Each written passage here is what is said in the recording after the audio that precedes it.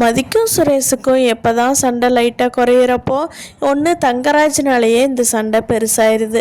அவங்க ரெண்டு பேரும் சீக்கிரமாக ஒன்று சேரணும்னு நினைக்கிறவங்க நம்ம வீடியோவை லைக் பண்ணிவிட்டு இன்னும் சப்ஸ்கிரைப் பண்ணாதவங்க சப்ஸ்கிரைப் பண்ணிக்கோங்க. மதியோட வீட்டுக்கு போயிட்டு வந்ததுக்கப்புறமா நம்ம மலரும் பாக்யராஜும் வெளியில் உட்காந்து பேசிகிட்டு இருக்காங்க. அப்போது மதி வந்து ரூம்லேயே இருந்துக்கிட்டாங்க. சுரேஷ் மட்டும் வெளியே வந்து உட்காந்துருக்காரு.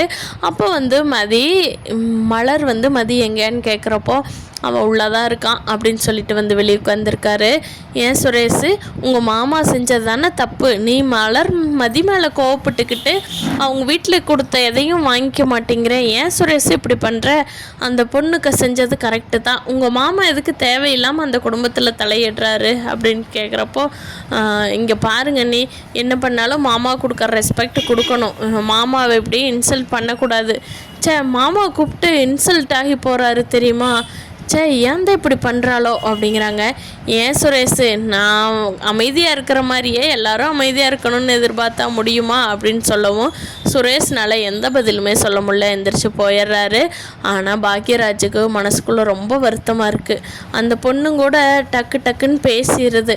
ஆனால் பாவம் மலர் எதுவுமே பேசாமல் மனசுக்குள்ளேயே வச்சுக்கிட்டு வருத்தப்படுறாளே அப்படின்னு சொல்லி பாக்யராஜ் வந்து மலருக்காக நினச்சி கஷ்டப்படுறாரு மனசுக்குள்ளேயே. மலர், உனக்கு இங்கே வேலை செய்கிறதுக்கு இவங்கெல்லாம் நடத்துறது ரொம்ப கஷ்டமாக இருக்கா மலர் அப்படிங்கிறாங்க. ஓ, உங்களுக்கு தெரியாதா? இந்த வீட்டில் நான் மகாராணி போல தான் இருக்கேன். உங்களுக்கு தெரியலையா? மலர் அமைதியாக இருக்கிறாங்கிறதுக்காக சந்தோஷமாக இருக்கிறான்னு அர்த்தமா பாக்யராஜ் அப்படின்னு மலர் கேட்கவும் பாக்யராஜுக்கு வந்து மனசு ரொம்ப கஷ்டமாயிருது. மலருக்கு என்ன பதில் சொல்கிறதுனே பாக்யராஜுக்கு தெரியல. ஆனால் பாக்யராஜனால் எதுவும் பேச முடியல. பாவம், அவர் எந்த இதுக்கு இந்த பக்கம் போக முடியாமல் அந்த பக்கம் போக முடியாமல் பாக்யராஜ் வந்து மனசு ரொம்ப கஷ்டப்படுறாரு. ஆனால் அந்த வகையில் மதியாவது கொஞ்சம் பேசி பழகட்டும் அப்படின்னு சொல்லி அவருக்கு மதி மேலே ரொம்ப பாசமாக இருக்கார். சுரேஷ் கோவப்பட்டு ரூம்குள்ளே சரி படுக்கலாம் அப்படின்னு சொல்லிட்டு போகிறப்போ மதியம் படுக்காமல் உட்காந்துட்டு தான் இருக்காங்க பெட்டில். என்ன இன்னும் தூங்கலையா அப்படிங்கிறாங்க சுரேஷ். இல்லை, தூக்கம் வரல, தூங்கலை. அதுவும் உங்கள் வீட்டில் யார்கிட்டாவது பர்மிஷன் கேட்கணுமா, இல்லை யார்கிட்டாவது தூங்கட்டுமான்னு போய் ரெக்வஸ்ட் கேட்டுட்டு வந்து தூங்கணுமா அப்படிங்கிறாங்க. இங்கே பாரு, உனக்கு இந்த வாய் தான் ரொம்ப கொழுப்பு. இன்னுமே உனக்கு வாய் பேசாமல் அமைதியாக இருக்க முடியல அப்படிங்கிறாங்க.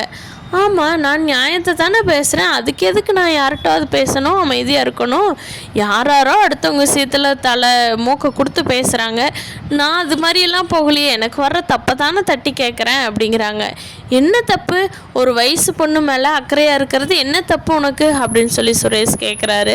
வயசு பொண்ணு மேலே அக்கறையாக இருக்கிறது தான். அது 4 பேர் இருக்கிறப்போ எப்படி பேசணுமோ அப்படி தான் பேசணும். சும்மா நீ அவங்க கூட போயிடுவா அப்படி இப்படின்னு அந்த பிள்ளைய ரொம்ப கீழ்த்தரமாக பேசக்கூடாது. யாராக இருந்தாலும் ஒரு லிமிட் இருக்குது. அம்மா அப்பாவாக இருந்தாலுமே 4 பேர் உட்காந்துருக்கிறப்போ அந்த வார்த்தையை பேசக்கூடாது. இதே உங்கள் தங்கச்சி வேற ஒரு ஆள் வந்து இப்படி பேசினா சும்மா விட்டுருவீங்களா அப்படின்னு சொல்லி மதி கேட்குறாங்க.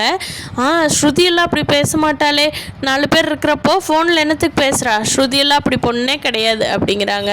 ஓ, அப்படியா? சரி. ஆனால் இன்னொருத்தர் வந்து பேசுகிறப்போ அவர் அண்ணனா நீங்கள் பேசுவீங்களா, வேடிக்கை பார்த்துட்ருப்பீங்களா? அதை மட்டும் சொல்லுங்கள் அப்படிங்கிறாங்க. அது நானும் வேடிக்கை பார்த்துட்ருக்க முடியாது தான் அப்படிங்கிறாங்க. அதே மாதிரி தான் நானும் என் தங்கச்சிக்கு வேடிக்கை பார்த்துட்டு இல்லை. அது ரொம்ப நெருங்கின ஒரு குடும்பத்து மேலே அக்கறை இருக்கிறவர் சொன்னால் நானும் அமைதியாக அவர் சொல்கிறது தான் கேட்பேன் அப்படிங்கிறாங்க சுரேஷ். நானும் சொல்கிற விதத்தில் சொன்னால் அறிவுக்கு நானே 4 அட்வைஸ் சேர்ந்து பண்ணிட்டு தான் வருவேன். ஆனால் அவர் சொன்ன விதத்தில் சொல்லலை. அவர் சொல்கிற அளவுக்கு இவ்வளோ தப்பு பண்ணலை. அதனால தான் நானும் அப்படி பேசினேன் அப்படிங்கிறாங்க. இருந்தாலும் நீ பேசியிருக்க கூடாது அப்படின்னு சொல்கிறப்போ மதி கரெக்டாக கேட்குறாங்க. ஆமாம், நான் வந்து தங்கராஜ அண்ணாவை வந்து எங்கள் வீட்டில் விஷயத்தில் தலையிடக்கூடாதுன்னு சொல்கிறது தப்புன்னு நீங்கள் சொல்கிறீங்க. நல்லதாக இருந்தால் யார் வேணாலும் கேட்பாங்க. அவர் நல்லதை தான் சொன்னார் அப்படின்னு அவருக்கு சப்போர்ட் பண்ணுறீங்க. ஓகே, அன்னைக்கு நடந்த விஷயத்தப்போ கோமதி அம்மாவும் அப்படித்தானே சப்போர்ட் பண்ணாங்க. அன்னைக்கு மட்டும் ஏன் நீங்கள் கோமதி அம்மாவுக்கு சப்போர்ட் பண்ணல? உங்கள் அம்மா அப்பா தான் கரெக்டு அப்படின்னு சொல்லி கோமதி அம்மாவுக்கு ஏன் யாருமே சப்போர்ட் பண்ணல? நல்லது யார் சொன்னாலும் கேட்கணும்ல. அது என்ன உங்கள் வீட்டுக்கு மட்டும் ஒரு நியாயம், மற்றவங்களுக்கெல்லாம் ஒரு நியாயம் வந்து கரெக்டாக உங்களுக்கு தகுந்த மாதிரி நியாயத்தை நியாயமாக்கிக்குவீங்களா அப்படிங்கிறாங்க. அதுக்கு சுரேஷ்னால் எதுவுமே பேச முடியல. இருந்தாலும் நீ இப்போ நின்று தப்பு தான். நாளைக்கே நம்ம போகிறோம், நீ தங்கராஜ் மாமாட்ட மன்னிப்பு கேட்குற அப்படிங்கிறாங்க. ஓகே, நாளைக்கு நம்மளும் போகிறோம். எங்கள் வீட்டுக்கு போகிறோம். உங்கள் தங்கராஜ் மாமாவையும் வர சொல்லுங்கள். என் தங்கச்சிக்கிட்ட அவர் மன்னிப்பு கேட்க சொல்லுங்கள். நானும் உங்கள் மாமா கிட்ட மன்னிப்பு கேட்டுறேன். அவ்வளோதான் அப்படிங்கிறாங்க. என்னது, என் மாமா வந்து உன் தங்கச்சிக்கிட்ட கேட்கணுமா? ஆமாம், யார் தப்பு பண்ணாலும் மன்னிப்பு கேட்கணும் தானே. என் தங்கச்சிக்கிட்ட அவர் கேட்கட்டும், நானும் உங்கள் மாமாட்ட கேட்டுறேன் மன்னிப்பு. நான் ஒத்துக்கிறேன்ப்பா அப்படிங்கிறாங்க. உனக்கு இந்த வாய் இருக்கே வாய் அப்படின்னு சொல்லிட்டு சுரேஷ் கோவமாக போய் படுத்துங்கிடுறாரு. நைட்டு ஒரு 12 மணிக்கு நம்ம மலரை போய் பாக்யராஜ் எழுப்புறாரு. மலரு மலரு அப்படிங்கிறாங்க. மலரு பக்குன்னு எந்திரிக்கிறாங்க. ஐயோ என்னாச்சு அப்படின்னு சொல்லி, மலரு ஹாப்பி பர்த்டே அப்படின்னு சொல்லிட்டு ஒரு ரோஸ் பூ கொடுக்குறாரு. மலரு அப்படியே எந்திரிச்சு சந்தோஷத்தில் என்ன பண்ணுறதுனே தெரியல. மலருக்கு அவ்வளோ சந்தோஷப்படுறாங்க. மலரு இனிய பிறந்தநாள் வாழ்த்துக்கள் அப்படிங்கிறாங்க. தேங்க்ஸுங்க, பரவாயில்லையே, இந்த நைட்டு என்ன ஞாபகம் வச்சுருக்கீங்களா? ஏன் மலரு, உன் பர்த்டே மறப்பனா மலரு? என்ன மலரு இப்படி பேசிட்டேன்? இன்றைக்கி நான் உனக்கு பிடிச்சதெல்லாம் செய்ய போகிறேன். இன்னைக்கு கோயிலுக்கு கூட்டிகிட்டு போகிறேன். நைட் ரைடு நம்ம போகலாம். உனக்கு என்னென்ன இன்னும் வேணுமோ வாங்கி தரேன் மலரு அப்படிங்கிறாங்க. அப்படியாங்க, ரொம்ப தேங்க்ஸுங்க அப்படின்னு சொல்லி பாக்யராஜோட தோளில் சாஞ்சு மலர் ரொம்ப சந்தோஷப்பட்டுட்ருக்காங்க.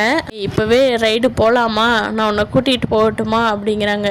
இப்போவே வேண்டாம் பாக்யராஜ், எனக்கே டயர்டாக இருக்குது. நேற்று மதி வீட்டுக்கெல்லாம் போயிட்டு வந்துட்டு, அதனால் என்னை நாளைக்கே கூட்டிகிட்டு போ பாக்யராஜ். நாளைக்கு நைட்டு வரைக்கும் என் பர்த்டே தானே, நாளைக்கு நைட்டு கூட்டிகிட்டு போ பாக்யராஜ் அப்படிங்கிறாங்க. சரி மலர், தூங்குறியா போ அப்படிங்கிறாங்க. ஆமாம் பாக்யராஜ், டயர்டாக இருக்குது. நைட்டும் அங்கே மதியம் போகிறக்குள்ள அத்தனை வேலை செஞ்சுட்டு போய் மதி வீட்டிலேருந்து வந்த உடனே டிஃபன் பசிக்குது, உயிரே போகுதுன்றாங்க உங்கள் அம்மா அப்பா. எல்லாம் செஞ்சு டயர்டாக இருக்குது பாக்யராஜ், என்னை நாளைக்கு கூட்டிகிட்டு போ அப்படிங்கிறாங்க. சரி மலர், நீ படுத்துங்க அப்படின்ட்டுறாங்க. மலர் ரொம்ப சந்தோஷமாக இருக்காங்க. காலையில் நேரமே மலர் எந்திரிச்சு வந்துடுறாங்க. எந்திரிச்சு வர்றப்பவே குளிச்சுக்கிட்டு வந்துடுறாங்க. குளிச்சுட்டு வந்து வேகமாக சமையல் பண்ணுறாங்க. மதியம் நேரமே எந்திரிச்சு வந்து பார்க்குறப்போ மலர் குளிச்சுட்டு சாமியெல்லாம் கும்பிட்டுருக்காங்க. அக்கா, இன்றைக்கி என்ன விசேஷம்? இன்றைக்கி என் பர்த்டே மதி அப்படிங்கிறாங்க. அக்கா, இனிய பிறந்தநாள் வாழ்த்துக்கள் அப்படின்னு சொல்லி மலர் ரொம்ப ஆத்மார்த்தமாக கட்டிப்பிடிச்சி விஷ் பண்ணுறாங்க. மதி அங்கேயே உட்காந்துக்கிட்டு இருக்க அவங்க அத்தையும் மாமாவும் விஷ் கூட பண்ணவே இல்லை. அக்கா, இன்றைக்கி நீங்கள் எந்த சமையலும் பண்ணக்கூடாது, நான் எல்லா சமையலும் பார்த்துக்கிறேன். நீங்கள் கிளம்பி மாமா கூட கோயிலுக்கு போயிட்டு வாங்க அப்படின்னு சொல்லி மலரை கிளம்ப சொல்லிவிட்டு, எல்லா வேலையும் நான் பார்த்துக்கிறேன் போங்கக்கா அப்படிங்கிறாங்க. மதி, நீ வாக்கிங் போ. அக்கா, நான் இன்றைக்கி போகலை, நான் பார்த்துக்கிறேன். தயவு செஞ்சு இந்த ஒரு நாளாவது ரெஸ்ட் எடுங்களேன். போங்க, போய் கிளம்புங்க. மாமாவை கிளப்பிவிட்டு கோயிலுக்கு போயிட்டு வாங்க. அப்புறமா நீங்கள் எங்கெங்கே போகணுமோ போயிட்டு வாங்க. நான் லஞ்சுக்கும் டிஃபனுக்கும் ரெடி பண்ணி வச்சுட்டு நான் கிளம்பிக்கிறேன் காலேஜுக்கு. நைட்டு பார்த்துக்கலாம் அப்படிங்கிறாங்க. மதியம் உன்னால் முடியுமா? அக்கா, என்னால் முடியுங்க்கா, தயவு செஞ்சு போங்கக்கா அப்படின்னு சொல்லி மதியம் அனுப்பிச்சி வச்சிட்றாங்க மலரை. மலரும் ரொம்ப தேங்க்ஸ் மதி, இப்படியெல்லாம் என்னை யாருமே இது வரைக்கும் அனுப்பிச்சி விட்டதில்லை தெரியுமா? எப்போ பாரு வேலைக்காக மட்டும்தான் என்னை கூப்பிட்ருக்காங்க மதி. நீ வந்து தான் எனக்கு சாப்பாடு செய்கிறதுக்கே கொஞ்சம் ரெஸ்ட் வந்திருக்கு அப்படிங்கிறாங்க. ரேவதியும் கூப்பிட்டு மலருக்கு விஷ் பண்ணுறாங்க. மலர் உண்மையிலேயே எல்லா பர்த்டே விட இந்த பர்த்டே தான் சந்தோஷமாக இருக்காங்க. நம்ம பாக்யராஜ் வந்து மலரை கூட்டிகிட்டு கோயிலுக்கு போகிறாங்க. மதியம் அவ்வளோ சந்தோஷமாக கோயிலுக்கு அனுப்பி வைக்கிறாங்க. ஒரு வீட்டுக்கு போனால் மருமக 2 பேரும் இவ்வளோ ஒத்துமையாக இருக்கணும் அப்படிங்கிறதுக்கு மதியம் மலரும் தான் எடுத்துக்காட்டாக இருக்காங்க. நம்ம மலரும் பாக்யராஜும் ஒன்றா போனதுக்கு அவங்க அத்தை நாளைக்கு என்ன வச்சுருக்காங்கங்கிறத அடுத்த எபிசோடில் பார்க்கலாம் ஃப்ரெண்ட்ஸ். நீங்கள் என்ன நினைக்கிறீங்கன்னு கீழே கமெண்ட் பண்ணுங்கள்.